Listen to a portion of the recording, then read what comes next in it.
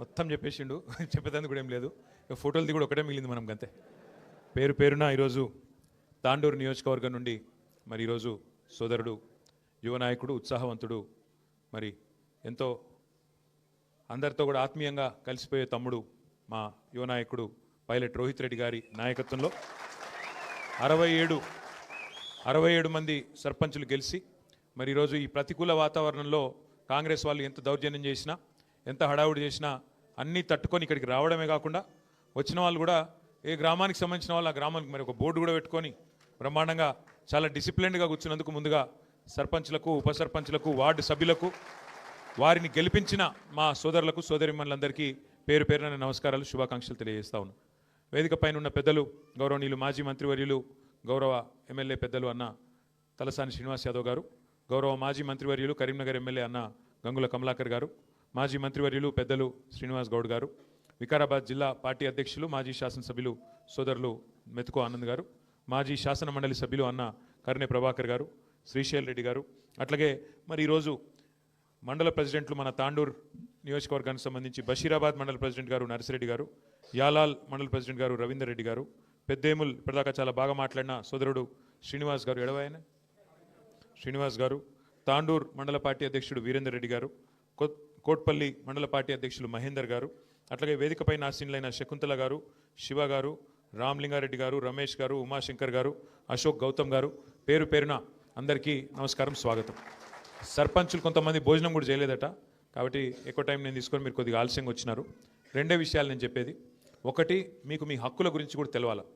సర్పంచు అట్లాగే సర్పంచ్ కానీ ఉప సర్పంచ్ కానీ వార్డు సభ్యులు కానీ మీ హక్కులు, మీ నిధులు, మీ విధులు మీకే రాజ్యాంగం ప్రకారం సంపూర్ణంగా మీకే చెల్లుతాయి తప్ప ఇందులో ఏ ఎమ్మెల్యే కానీ ఏ రాష్ట్ర ప్రభుత్వం కానీ వాళ్ళ పాత్ర ఉండదు అనే మాట నేను మీకు గుర్తు చేస్తా ఉన్నా. బాబాసాహెబ్ అంబేద్కర్ గారు రాసిన రాజ్యాంగం ప్రకారం మన భారతదేశంలో మనకు 5 అంచెల్లో ప్రభుత్వాలు ఉన్నాయి. పైన కేంద్ర ప్రభుత్వం ఉన్నది, ప్రధానమంత్రి గారు, మంత్రిమండలి, ఎంపీలు వాళ్ళంతా ఉంటారు. రాష్ట్రంలో రాష్ట్ర ప్రభుత్వం ఉన్నది, ఇంకొద్దిగా కిందికి జిల్లా పరిషత్తు, జిల్లా ప్రభుత్వం ఉన్నది, దానికంటే కిందికి మండల పరిషత్తు, ఇంకోవైపు మున్సిపాలిటీ అవి ఉన్నాయి. ఇక గ్రామ స్థాయిలో ఎక్కడైతే పల్లెల్లో ప్రజలు ఉన్నారో, మహాత్మా గాంధీ చెప్పినట్టు పల్లెలే పట్టుకొమ్మలు ఏదైతే చెప్పినారో అక్కడ కొలువుదీరిన గ్రామ పంచాయతీలకు మీరు ఇవాళ కథానాయకులు, కథానాయికలు. అయితే ఇక్కడ మీరు అర్థం చేసుకోవాల్సిన విషయం ఏంటి అంటే, ఇంతకుముందు శ్రీనివాస్ యాదవ్ గారు ఒక మంచి మాట చెప్పినారు. ఇవాళ ఇదేదో మీకు వచ్చే డబ్బులు అంటే మీకు ఇచ్చే నిధులు ఇవేదో రేవంత్ రెడ్డి జేబులకి వెళ్ళో, లేకపోతే స్పీకర్ ప్రసాద్ గారో, లేకపోతే మీ ఎమ్మెల్యే గారు ఇంటి వెనక పొలం అమ్మో ఇస్తున్న పైసలు కావు, లేదా ఇక్కడ ఈ వేదిక మీద కూర్చున్న నాయకుల సొంత ఆస్తులు కావు, ఎవరి కూడా ఇవి సొంత పైసలు కావు. ఇవి ప్రజల సొమ్ములే, ప్రజలు పన్నుల రూపంలో కట్టిన పైసలనే మళ్ళీ తిరిగి మనం ప్రజల అవసరాలకు అనుగుణంగా మనం ఖర్చు పెట్టేందుకే మనందరం ప్రజల సొమ్ముకు ధర్మకర్తల్లాగా సర్పంచులుగా, ఎమ్మెల్యేలుగా, ఎంపీలుగా మనందరం ఉన్నాం. రాజ్యాంగంలో ఏం రాసినారు స్పష్టంగా అంటే, మీకు ఫైనాన్స్ కమిషన్ ద్వారా ఎక్కడ పల్లెల్లో ప్రజలు ఎంతమంది ఉన్నారు, పట్టణాల్లో ప్రజలు ఎంతమంది ఉన్నారు, దానికి అనుగుణంగా పల్లెల్లో ఎంతమంది ఉంటే దానికి అనుగుణంగా అన్ని డబ్బులు ఫైనాన్స్ కమిషన్ ద్వారా మీకు మంజూరైతాయి. అయితే ఫైనాన్స్ కమిషన్ ద్వారా వచ్చే పైసలు ఏవైతే ఉంటాయో, ఉదాహరణకు రూపాయి వచ్చిందనుకోండి ఫైనాన్స్ కమిషన్ నుంచి, అందులో స్ట్రెయిట్గా గ్రామ పంచాయతీకి 85 పైసలు నేరుగా మీకు ఫైనాన్స్ కమిషన్ డబ్బులు మీకే వస్తాయి. ఒక 10 పైసలు మండల పరిషత్కు పోతాయి, 5 పైసలు మాత్రమే జిల్లా పరిషత్కు పోతాయి. అఫ్కోర్స్ జిల్లా పరిషత్కు, మండల పరిషత్కు వేరే నిధులు కూడా అలాగుంటాయి, గ్రామ పంచాయతీ కూడా ఇంకేమైనా ఇతర రెవెన్యూ ఉంటే ఉంటుంది ఫైనాన్స్ కమిషన్ కాకుండా.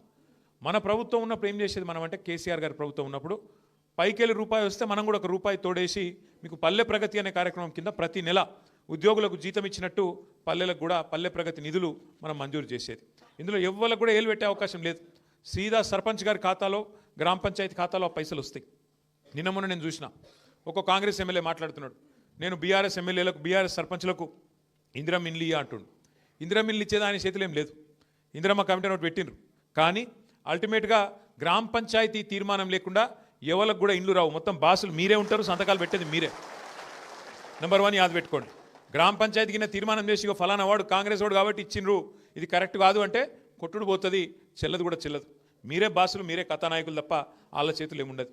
అట్లాగే రేపు కొత్త పెన్షన్లు ఇచ్చేదున్నా, పెన్షన్లు పెంచేదున్నా, ఇంకేమైనా కొత్త పథకం పెట్టేదున్నా లిస్టు పెట్టాలి. గ్రామంలో ఎక్కడ పెట్టాలి లిస్టు? గ్రామ పంచాయతీలో పెట్టాలి. పెట్టాలంటే ఎవరు పెట్టాలి? మళ్ళా మీరే సర్పంచ్ గారు, ఉప సర్పంచ్, వార్డు సభ్యులు, మీరు లేని వాళ్ళదేం నడవదు. ఇన్ని రోజులంటే ఆటలు నడిచినాయి, మీరు లేకుండే సెక్రటరీలను అడ్డం పెట్టుకొని, అధికారులను అడ్డం పెట్టుకొని ఆట ఆడినారు.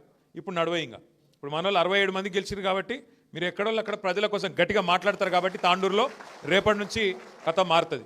ఇక వాళ్ళు నాకు తెలిసి అయితే ఈ ఎలక్షన్ చూసినాక ఇక్కడ రిజల్ట్ చూసినాక జెడ్పీటీసీ ఎంపీటీసీ పెడతారని నేనైతే అనుకుంటలేను. ఎందుకంటే మన ప్రభుత్వం ఉన్నప్పుడు ఇప్పుడే సీనన్న చెప్పినట్టు అన్ని మనమే గెలిచినాం, కిందికేళ్ళ మీద దాకా మొత్తం గల్లీ టు ఢిల్లీ మనమే గెలిచినట్టువి.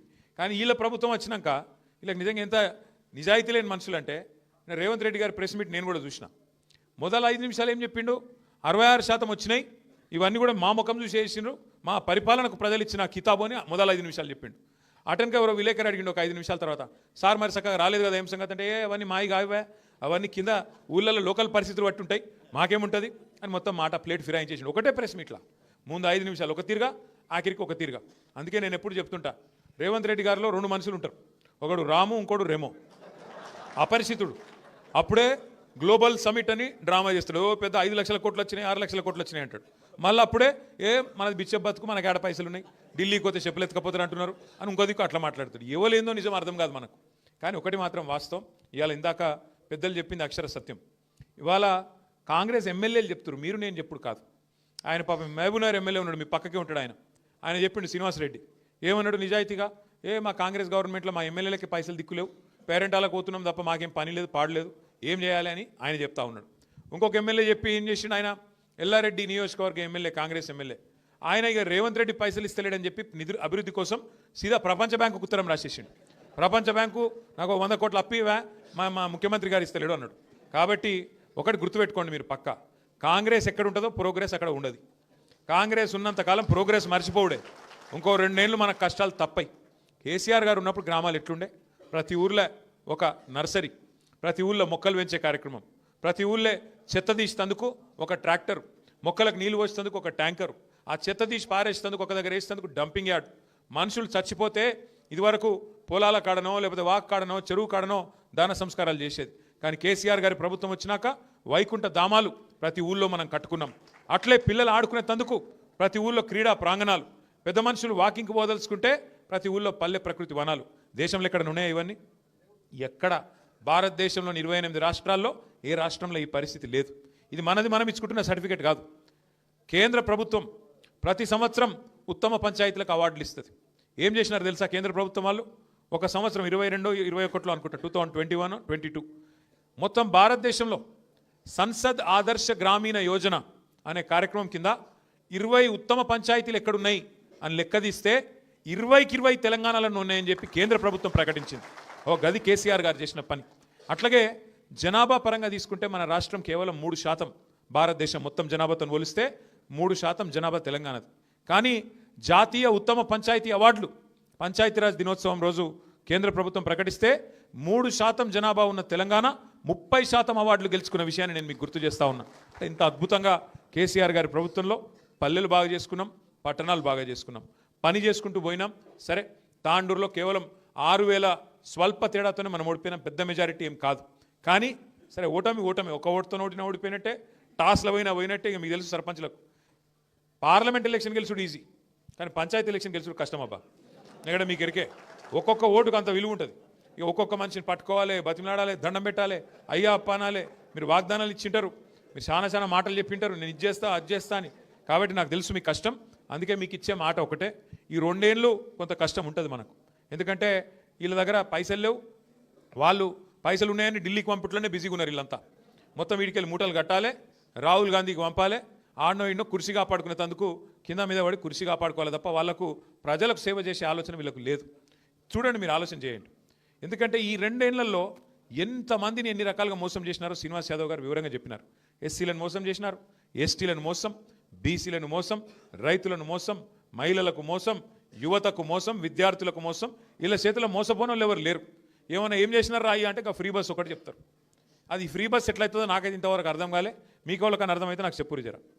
మహిళలకు ఫ్రీ అంట, కానీ వాళ్ళు ఎంబడి ఉండే మగవాళ్ళకు డబుల్ టికెట్ అంట. ఇక అది ఫ్రీ ఎట్లయితుంది? మళ్ళీ వాళ్ళ ఇంట్లో ఉండే పిల్లలకు 25% బస్ పాసులు పెంచారు. ఇక అది ఎట్లా ఫ్రీ అవుతుంది చెప్పు, నాకు అర్థం కాదు. ఇక మళ్ళీ ఫ్రీ బస్సు అని ఉదరగొట్టుడు. మొత్తం అందరూ మోసపోయి బాధపడుతున్నారు. గ్రామాలలో రైతులైతే కోపం మీద ఉన్నారు. మీకు తెలుసు నాకంటే బాగా, రుణమాఫీ కాలే, రైతు బంధు రాదు, ఇదివరకు కరెక్ట్గా వచ్చే కరెంట్ ఇప్పుడు కరెక్ట్గా వస్తలేదు, యూరియా ఆఖరికి యూరియా అన్న కరెక్ట్గా ఇచ్చే ముఖం ఉన్నది. రైలకు యూరియా కోసం ఇలా యుద్ధాలు చేయాల్సిన పరిస్థితి పాపం రైతులకు ఇలా ప్రతి గ్రామంలో ఉన్నది. అందుకే ఇప్పుడు మళ్ళీ ఎక్కడ లైన్లు కడతారో మళ్ళీ ఎక్కడ తంతారో అని భయంతో కొత్త దుఃఖం తెరిచిరు వీళ్ళు. ఏందట అంటే ఇదివరకు యూరియా షాపులలో దొరుకుతుండే, ఇప్పుడు యాప్లో దొరుకుతుందంట. యాప్ ఫోన్లో యాప్ ఉండాలంట, యాప్లో దొరుకుతుందంట. మరి షాప్లో యూరియా అయినోడు యాప్లో ఇస్తాడే? నాకు తెలియ కడతా ఆడు ఉంటేనే కదా ఇది ఇచ్చేది. ఇక గట్లున్నది ఇలా కథ. ఎందుకంటే లైన్లు కనబడద్దు, దాచిపెట్టాలి. ఎన్ని రోజులు దాస్తావు?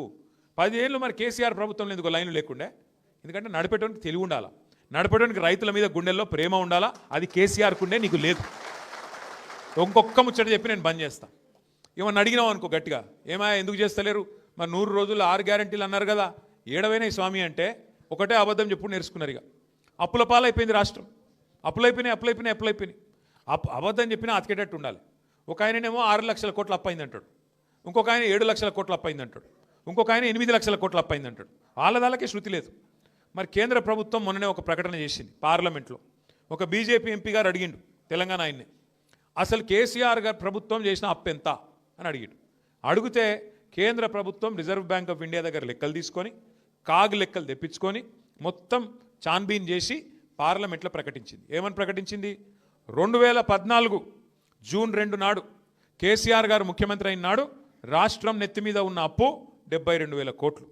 కేసీఆర్ గారు డిసెంబర్ 3, 2023 నాడు రాష్ట్ర ప్రభుత్వం నుంచి జరిగిన నాడు ఉన్న అప్పు 3.5 లక్షల కోట్లు. అంటే 3.5 లక్షల కోట్లల్లో మనకు విరాసత్గా వచ్చిన 72,000 కోట్ల అప్పు తీసేస్తే 2,80,000 కోట్ల అప్పు మాత్రమే మన ప్రభుత్వం చేసింది. మరి ఏం చేసిండు కేసీఆర్ గారు అప్పు చేసి? ఏం చేసిండు అంటే మీ వికారాబాద్ను జిల్లా చేసిండు, వికారాబాద్లో ఒక మెడికల్ కాలేజ్ పెట్టిండు, వికారాబాద్లో ఒక నర్సింగ్ కాలేజ్ పెట్టిండు, మీ తాండూరులో ఉండే తాండాలను గ్రామ పంచాయతీలు చేసిండు, గ్రామ పంచాయతీ భవనాలు కట్టించిండు.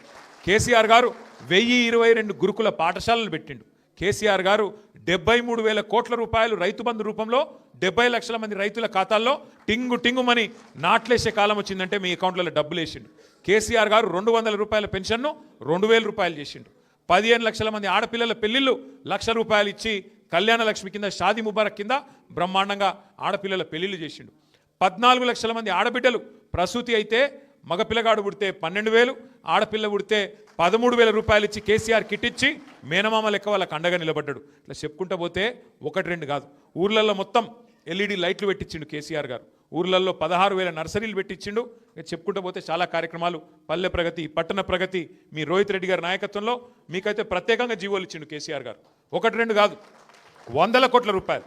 రోహిత్ ఇక్కడనే సార్తో దాదాపు ఒక 2-3 నెలలు ఉన్నాడు వరుసగా ప్రగతి భవన్లో ఉంటే ఎన్ని డబ్బులు కావాలంటే తాండూరుకి అన్ని డబ్బులు అప్పుడు మంజూరైతే ఇప్పుడున్న ఎమ్మెల్యే గారు వాటికే మళ్ళీ ఇంతకుముందు సీనన్న చెప్పినట్టు ఇది అటు మార్చి అది ఇటు మార్చి ఆయన తెచ్చినా పోజులు కొడుతున్నాడు తప్ప నిజానికి ఆ నిధులన్నీ తెచ్చింది తప్పకుండా రోహిత్ రెడ్డి గారు, ఇచ్చింది కేసీఆర్ గారు. ఇది వాస్తవం. వీళ్ళు వచ్చినాక కొత్తగా ఇచ్చింది ఏముంది? ఏమీ లేదు. అందుకే దయచేసి మనం గ్రామాన వాస్తవాలు చెప్పుకోవాలి. అప్పు ఎంత అయింది, ఎందుకు అయింది? మరి ఇవాళ రేవంత్ రెడ్డి గారు వచ్చినాక 2 ఏళ్లలో 2.5 లక్షల కోట్ల అప్పు అయింది. ఏం చేసినావు మరి 2.5 లక్షల కోట్ల అప్పు చేసి? ఒక ఇటుక పెట్టినవా? ఒక కొత్త రోడ్ వేసినవా? ఒక కొత్త మోరీ కట్టినవా? ఏం చేసినావు నువ్వు? 2.5 లక్షల కోట్ల అప్పు. పెన్షన్లు పెంచినవా? ఏం చేసినావు? ఎక్కడ పోయినాయి పైసలు? సమాధానం చెప్పరు. తాండూరులో ఎన్నిండ్లు అయినా అడుగుతున్నాడు సీనన్న. ఎన్నిండ్లు కట్టిర్రు, ఏమవుతుంది అని అడుగుతున్నాడు. నేనేమంటున్నా అంటే దయచేసి ఒకటి యాద పెట్టుకోండి. ఒకటి మాత్రం పక్కా, ప్రజలకు అన్ని వాస్తవాలు, అన్ని విషయాలు ఒక్కొక్కటిగా అర్థమవుతూ ఉన్నాయి. ఒక్కొక్క వర్గానికి ఇప్పుడిప్పుడే మొత్తం తేటతెల్లం అవుతున్నది. అన్ని విషయాలు వివరంగా అర్థమవుతున్నాయి. ప్రజలు ఎదురు చూస్తున్నారు. ఇప్పుడు నిజానికి ఈ ఎలక్షన్లో కేసీఆర్ గారు కాలు బయట పెట్టలే, ఒక మాట కూడా టీవీలో కూడా చెప్పలే. కానీ మన సింబల్ కూడా లేదు, కారు గుర్తు కూడా లేదు. కానీ మనోళ్ళు ఎక్కడికక్కడ వీరోచితంగా అద్భుతంగా కొట్లాడి ఇవాళ మొత్తం రాష్ట్రంలో అద్భుతమైన రిజల్ట్ తీసుకొని వచ్చినారు. దానివల్ల ఇవాళ ప్రభుత్వమే వెనుకకు పారిపోయే పరిస్థితున్నది. జిల్లా పరిషత్, మండల పరిషత్ ఎలక్షన్లు పెట్టకుండా గుర్తు లేకుండానే గిట్లున్నది. ఇక గుర్తొచ్చి మళ్ళీ కేసీఆర్ గుర్తుకొస్తే ఎట్లుంటుందో అని చెప్పి తప్పించుకొని పారిపోయే పరిస్థితున్నది. ఒకటి మాత్రం పక్కా, ఇంకొక 2 ఏళ్ళు మనకు కొద్దిగా పరీక్షా సమయం ఉంటుంది. 2 ఏళ్ళు వాడొకటి వీడొకటి కాంగ్రెస్ వాడు మనని అవమానిస్తే అవసరమైతే 1 నిమిషం తలకాయ కిందికేసుకోవాలి, 4 అడుగులు వెనకకేయాలి. ఎందుకంటే ఎక్కడ నెగ్గాలనో తెలియాలి, ఎక్కడ తగ్గాలనో కూడా మనకు తెలియాలి. తెలిస్తేనే రేపటి రోజున 4 అడుగులు ముందుకేసేందుకు అవకాశం ఉంటుంది. కాబట్టి అధైర్య పడకండి. రేపు మళ్ళీ మున్సిపల్ ఎలక్షన్లు తొందరలో రాబోతూ ఉన్నాయి. తాండూరు పట్టణంలో మున్సిపల్ ఎలక్షన్ తొందరలో జనవరి, ఫిబ్రవరిలో వస్తుందని చెప్పి వార్తలు వస్తున్నాయి. తప్పకుండా అందులో కూడా గ్రామాల్లో ఉన్న వాళ్ళు కూడా మీ చుట్టాలు ఉంటారు, పట్టణంలో మీ దోస్తులు ఉంటారు, మీ క్లాస్మేట్స్ ఉంటారు. మనం కూడా అవసరమైతే ప్రత్యేకంగా బాధ్యత పెట్టుకోవాలి. తాండూరులో ఉండే 38 వార్డులు ఎంత, 36 వార్డులకు నేను రోహిత్ రెడ్డి గారిని కోరుతా ఉన్నా, ఆనంద్ గారిని కోరుతా ఉన్నా. ఇప్పటి నుంచే గ్రామాలకు సంబంధించిన బృందాలు అక్కడ ఇన్ఛార్జీలుగా వేసుకోండి. బెస్ట్ క్యాండిడేట్లు ఎవరో ఇప్పటి నుంచే దేవులాడుకోండి. రిజర్వేషన్లు ఎట్లుంటాయి ఏంది మీకు ఐడియా ఉంటుంది. దాని ప్రకారం మరి ఇప్పటి నుంచే లెక్కాపత్రం తయారు చేసుకొని ఎన్నికలకు సిద్ధం కావాలి. పల్లెల్లో వచ్చే ఎలక్షనే నాది, నేను సర్పంచ్ అయినా నా పని నాకుంది అనుకుంటే కాదు. పార్టీని కాపాడుకోవాలి. అందరం బాగుంటేనే పార్టీ బాగుంటుంది. కాబట్టి మీకు అక్కడ ఉండే దోస్తులు, మీకుండే చుట్టాలు, క్లాస్మేట్స్, మీకుండే పరిచయాలు అవన్నీ కూడా పార్టీకి ఉపయోగపడే విధంగా మీరు ఇప్పటి నుంచే నిమగ్నం కావాలని కోరుతూ, ఇంతకుముందు శ్రీనివాస్ గారు కూడా కొన్ని మంచి మాటలు చెప్పినారు. తప్పకుండా అవన్నింటిని ఆచరణలో పెట్టే విధంగా ప్రయత్నం చేద్దామని చెప్పి కూడా మళ్ళొకసారి మీకు తెలియజేస్తూ, తాండూరు చాలా దూరం నుంచి ఇంతసేపు ఓపికగా వచ్చి మరి కొంతమంది భోజనం చేయకుండా కూడా కూర్చున్నందుకు ధన్యవాదాలు చెప్తూ, రోహిత్ రెడ్డి గారు పిలిచిన క్రమంలో వరుస క్రమంలో జర మీరు అందరూ ఎక్కడున్నో అక్కడ ఉండాలి. సర్పంచులు మొదలు వాళ్ళకు కొద్దిగా సన్మానం చేసుకొని ఫోటోలు దిగి ఆ తర్వాత మిగతా వాళ్ళతో కూడా అందరితో కలుద్దాం. జై తెలంగాణ.